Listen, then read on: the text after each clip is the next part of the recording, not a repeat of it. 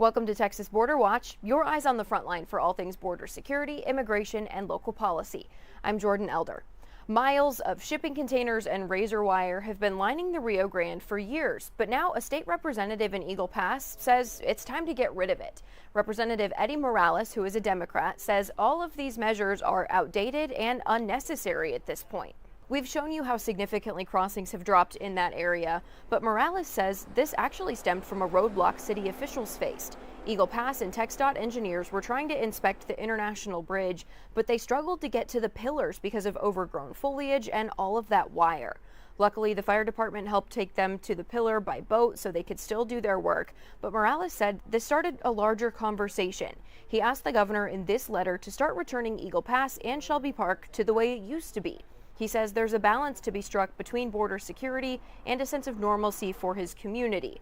Now keep in mind, Morales did vote for Operation Lone Star when it began because this area was such a hot spot for illegal crossings. Texas officials have said in the past that they can't let up on the border because it would signal to migrants that it's okay to cross. In the past few months, though, Texas operations have largely shifted toward assisting federal agents with immigration issues. So again, that letter was to the governor's office. I also reached out to Governor Abbott's office to see if removing the razor wire and the shipping containers might be a possibility. In short, their answer was no. So the long form of their answer, though, is this. They said Texas deployed every tool and strategy available to stop the unprecedented levels of illegal immigration under former President Biden, including hundreds of miles of strategic barriers. Thanks to these strategies and President Trump's strong, decisive leadership to close the border, illegal crossings are at a record low. Texas will not relent in this mission to secure the border and protect Texans and Americans. So that will not relent is what is signaling that these measures are going to stay up, and it's going to look the same for now. Several members of the U.S. Coast Guard are being surged to the southern border, and this new operation is being referred to as Operation Riverwall. So we want to give you an inside look into what this is going to mean. Back in January, President Trump declared a national emergency at the border. His administration followed up in March, forming Joint Task Force Southern Border. That allowed troops under the Department of War to support Homeland Security's border mission. So under Operation Riverwall, the agency is going to send in more than 100 boats and hundreds of personnel, including shallow watercraft, tactical teams, and command and control assets.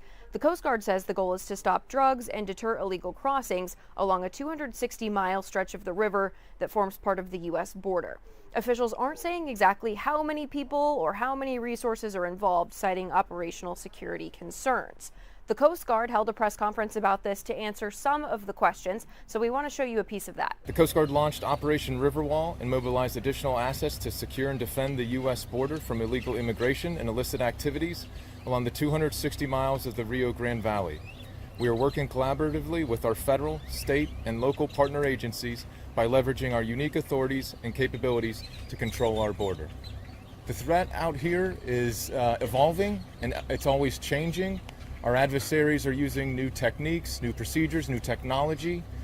So to combat that, we're surging forces onto the Rio Grande to provide more presence so we can deter that illegal activity. We've already helped with several different apprehensions along the river. I think it's probably close to about 20 at this point. Challenging environment is probably the biggest thing that they're encountering at the moment, and getting used to the river and the operations that we're doing. But also in terms of the actual, like the operation itself, Yep. In terms of people apprehension. Correct. Yep. So we're conducting standard Coast Guard law enforcement patrols up and down the river, looking for nefarious activity. So if we see an illegal immigrant crossing the river, whether that's on a raft, walking, or swimming, we'll pull them out. If we identify an area that maybe we could see where they already crossed, we'll coordinate with our partners to make sure that we can potentially vector them in for an apprehension. The river is right along the border between U.S. and Mexico, so that's federal waters. So our inherent Title 14 law enforcement authorities allow us to enforce U.S. laws and treaties along the water. So if we see someone crossing the river, that is obviously an illegal crossing into the United States, so that gives us the authority to apprehend them. As for the 20-ish folks that we have apprehended since we've been here, we've worked with our Border Patrol partners to make sure that we detain and apprehend them and make sure that they are taken into custody. You might remember from a couple weeks ago, we actually took you out on the Rio Grande with Border Patrol to show you how airboats and those kinds of operations help along the border. Border Patrol says that watercraft and things like that are crucial when it comes to the overall mission. What is that resource like for your team to be able to have something like that, to be able to deploy immediately if there's something going on the Rio Grande? No, it's absolutely important, and you called it on the airboat. As far as this is very unique to Del Rio sector and some of the sectors downriver where the shallow waters.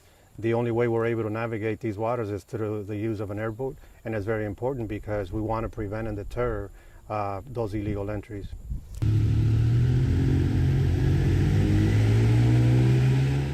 An international bridge here in Texas looked more like a zoo this week. And I want to warn you, if you're not into snakes, bugs, creepy crawlies, you might want to skip this segment.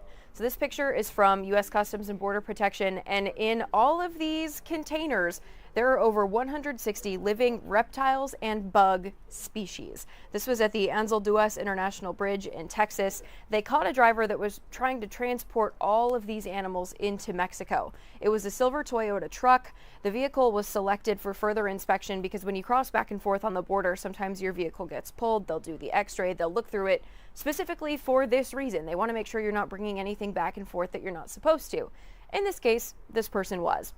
The physical inspection led to the discovery of 163 reptiles and arthropods. So I want to give you an example of just some of the things that were in all of these containers. These are not CBP photos. These are just example photos to show you what all was in there. But again, if you don't like snakes and bugs, you're going to want to look away for this. Okay, there were 24 royal pythons, 11 spotted salamanders, 10 red-eyed tree frogs, and we're checking with Border Patrol because in their release they said there were 10 sick red-eyed tree frogs.